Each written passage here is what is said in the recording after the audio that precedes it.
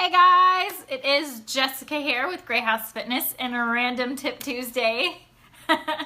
So as you're jumping on here, let me know you can hear me. Shoot me a thumbs up.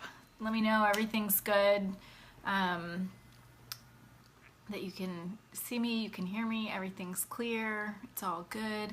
I'm gonna wait just a couple of minutes here. See who can jump on.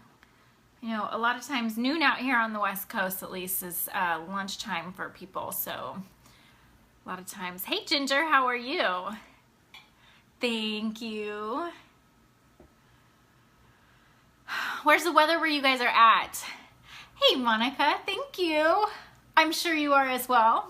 It is sunny and windy here today, but it's kind of nice to see the sunshine today.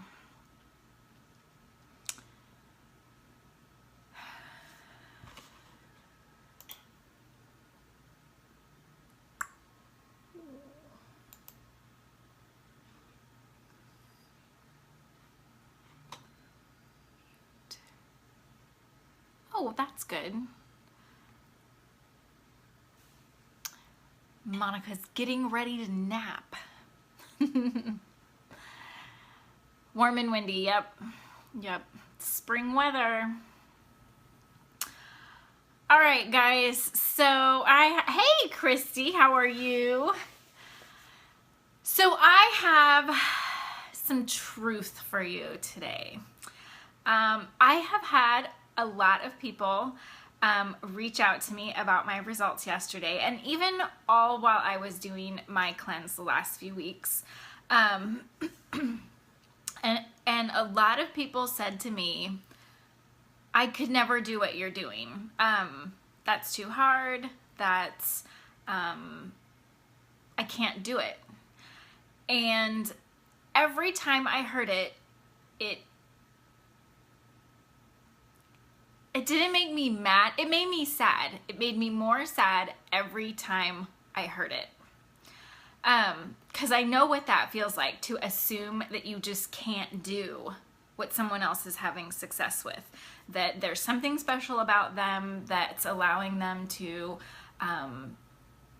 stick with it, or make the hard choices, or get up and do the early workout, or eat the weird food.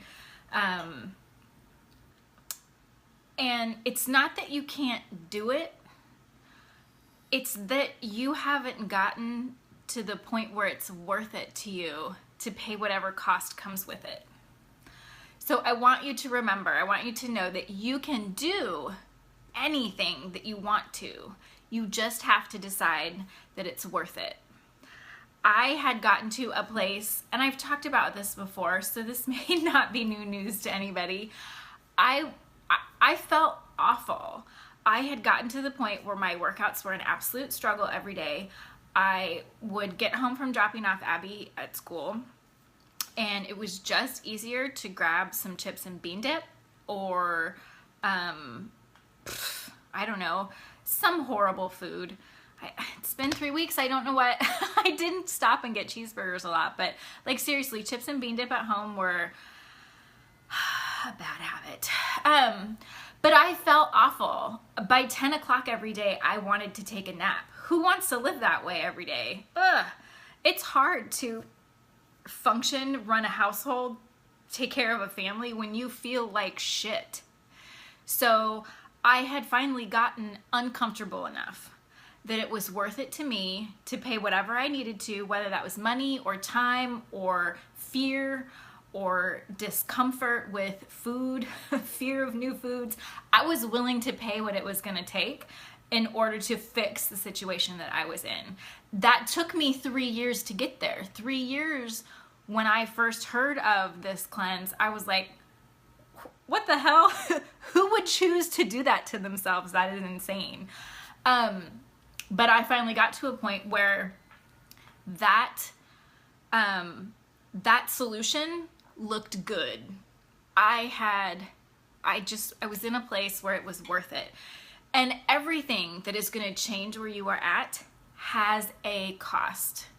You have to decide, what cost are you willing to pay in order to get out of the situation that you're in?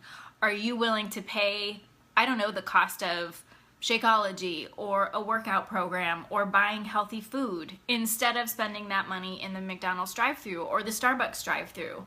Are you willing to spend 30 minutes working out instead of watching The Big Bang Theory? Are you willing to feel like a dumbass when you can't get a move down in a workout because you have to try 2 or 3 or 4 or 5 times before you get it down? Is it worth it to you? Are you finally done with where you're at that you're willing to do something you never tried before? Now, I will tell you something that I have learned in therapy recently. It's about the way we talk to ourselves. I had said to my counselor, is it normal to have arguments in your head? No, I did not give up on Sheldon Cooper, but I prioritized that time, Jen. I asked her, is it normal to have arguments inside your head with someone? So I'm going to talk more about this later, but I will give you the heads up now. My counseling started out as marriage counseling so that she could tell Mike all the things he was doing wrong, and that's why I wasn't happy. But it took only a couple of appointments before she went, oh yeah, you're the one I'd like to see some more. So yay, I'm the fucked up one. Sorry, I drop an F-bomb a lot. But anyway, so I have seen her more recently by myself, and I asked her, I said, okay, so is it normal to be all up inside your head and be having these conversations? You know, I'm having an argument with my husband inside my head. He has no idea. He has no idea that he has come home from work and that in my head while he was gone, I have asked him a question. He has given me the answer I don't want. I've gotten pissed off because things didn't turn out the way I wanted to, and he came home and I was mad. He has no idea why. But the thing is, I never gave him the opportunity, and we talked about this, I did not give him the opportunity to give me another outcome. I decided how it was going to play out, that it was going to play out the wrong way, and that's just the way it was. I wasn't even open to the fact that, wait, he may have given me, if I had asked, if I had said something, he may have come back to me with an answer I wasn't expecting, the answer that I wanted, and yay, my day was made. So it's very similar when you look at someone who is on a health and fitness journey, or they're on a therapy journey, or they're going for a hike you don't think you could do. For you to, it's the same thing. It's an inner conversation where you're saying, I can't do that. And you're cutting the possibility of something good off before it ever even has a chance to turn into something awesome. So that was a lot, but my main thing is to tell you guys, you can do anything. You can do really hard shit that you're scared of. You just have to decide that you can. You have to be open to being successful at it. And being successful at something can be scary. It can be scarier sometimes to be like, what if I kick ass at this? Where the hell do I go next?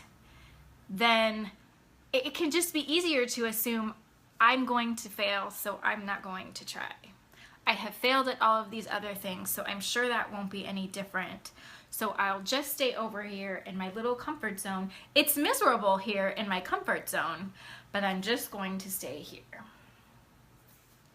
So, get out of your comfort zone. Hey, Laura, you can do it. If you need a push, let me know. If you need just someone in your corner to cheer you on and say, yes, you can. And even if you've already gotten started and you are having doubts, shoot me a message. That's what I'm here for. There is nothing that I enjoy better than encouraging women to be themselves. Do shit that scares you. freaking knock shit out of the park and surprise yourself. You don't know how awesome it feels to get on the other side of scary and fear, because amazing shit happens over there. It's really cool. Man, I have been on cloud 9 since I finished that cleanse. And I know it's only been 24 hours, but to realize I took that on and knocked the shit out of it, man, I don't know when I will come down off that high. So anyway, this might have been a little preachy for Random Tip Tuesday, but I think it's super, super, super important that women as a whole, we doubt ourselves. We doubt what we're capable of, and I don't want that to be the case. So pick something, kill it, and then come tell me about it. All right, guys, happy Random Tip Tuesday. I'll see you next week. Bye, guys.